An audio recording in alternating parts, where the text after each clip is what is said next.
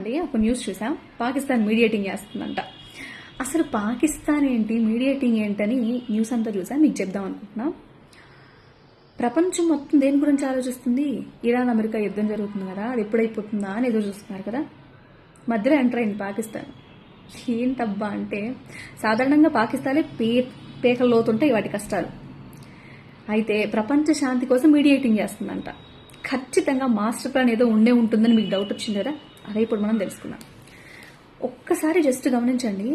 ఒకవైపు ఆఫ్ఘనిస్తాన్తో యుద్ధం పాకిస్తాన్కి, ఇంకోవైపు భారతదేశంతో అసలు పడదు విభేదాలు, ఇంకోవైపు దేశం లోపల ఆర్థిక చీకట్లు. అంటే ఏంటి, తినడానికి తిండి ఉండదు, వాడడానికి గ్యాస్లు ఇట్లాంటివి ఏముండవు, స్కూల్స్ అన్నీ కూడా మూతపడుతున్న టైం ఇది.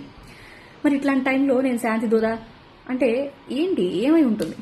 ఏం జరిగిందంటే, ఇస్లామాబాద్ వేదికగా డిస్కషన్స్ చేయడానికి ట్రంప్ యాక్సెప్ట్ చేశాడని ప్రపంచ దేశాలన్నింటినీ ఆశ్చర్యానికి గురి చేసింది పాకిస్తాన్. ఏం చేసింది అంటే, చెప్పాను కదా ఏదో ఒక లాజిక్ ఉండే ఉంటుందని.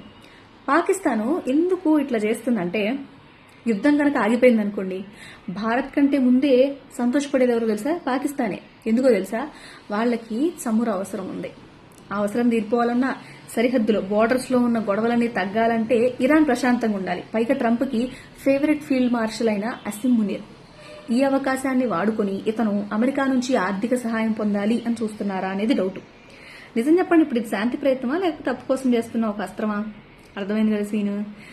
ఫైనల్ పాయింట్ ఏంటంటే, ఏదైనా ఒక దేశం వాళ్ల సమస్యలను పక్కన పెట్టి పొరుగు దేశాల మధ్య ఈ సంధి కుదుర్చుకోవాలనుకోవడం ఒక రకంగా మంచిదే.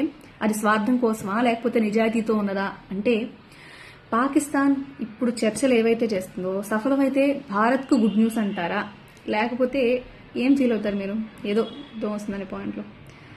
సరే, మరి ఫైనల్గా ఈ యుద్ధం అనేది ఉంటుందా లేకపోతే యుద్ధం ఆగిపోతుందా, పాకిస్తాన్ కష్టాలు ఆగిపోతాయా?